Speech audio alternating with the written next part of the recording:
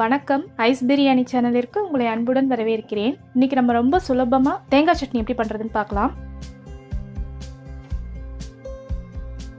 தேவையான பொருட்கள்: துருவிய தேங்காய் அரை கப் எடுத்திருக்கேன். தேங்காய் சட்னி எப்போதுமே தேங்காய் திருவி ஃப்ரெஷ்ஷான தேங்காயில பண்ணீங்கன்னா ரொம்ப நல்லா இருக்கும். நீங்க கீரி போட்டீங்கன்னா வர டேஸ்ட்டை விட துருவி போட்டா நல்ல சுவையா இருக்கும். உடச்சிக்கடலை, அதாவது பொட்டுக்கடலை 2 டேபிள் ஸ்பூன் எடுத்திருக்கேன். ஒரே ஒரு பச்சை மிளகாய் வச்சிருக்கேன். இது நீங்க காரத்திற்கு தகுந்தவாறு நீங்க கூட்ட குறைக்க செஞ்சுக்கோங்க. 2 பல் பூண்டு எடுத்திருக்கேன், பெரிய பல் பூண்டு. தாளிக்கிறதுக்கு எண்ணெய், கடுகு 1/4 டீஸ்பூன், உளுந்து 1/4 டீஸ்பூன், ஒரே ஒரு காஞ்ச மிளகாய், கருவேப்பிலை கொஞ்சம், தேவையான அளவு உப்பு. இப்போ இந்த மிக்ஸி ஜாரில் தேங்காய், பொட்டுக்கடலை, பச்சை மிளகாய், பூண்டு, தேவையான அளவு உப்பு சேர்த்து அரைச்சிடலாம். இதை கொஞ்சமாக தண்ணி சேர்த்து தான் அரைச்சிருக்கேன். இப்போ இதை வேற ஒரு பாத்திரத்தில் மாற்றிட்டு நம்ம தாளிச்சிடலாம். இந்த சட்னி தாளிக்கிறதுக்கு நான் ஒரு டீஸ்பூன் எண்ணெய் ஊற்றிருக்கேன். இந்த எண்ணெய் சூடாகட்டும்.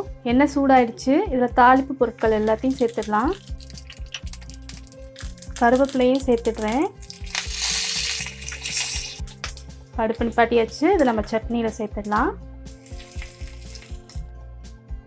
ரொம்ப சுலபமாக செய்யக்கூடிய தேங்காய் சட்னி இங்கே தயாராக இருக்குது. இதை நாங்கள் இன்றைக்கி எங்கள் வீட்டில் முடக்கத்தான் தோசையோடு சேர்த்து சாப்பிட போகிறோம். இது நீங்கள் டிஃபன் வெரைட்டிஸ் எது கூட வேணால் மேட்ச் பண்ணி சாப்பிட்லாம். நீங்களும் இதை செய்து பாருங்கள். செய்து பார்த்துட்டு உங்களோட கருத்துக்கள் என்னோட பகிர்ந்துக்காங்க. ஐஸ் பிரியாணி சேனலில் மறக்காமல் சப்ஸ்கிரைப் பண்ணுங்கள், லைக் பண்ணுங்கள், ஷேர் பண்ணுங்கள். நன்றி.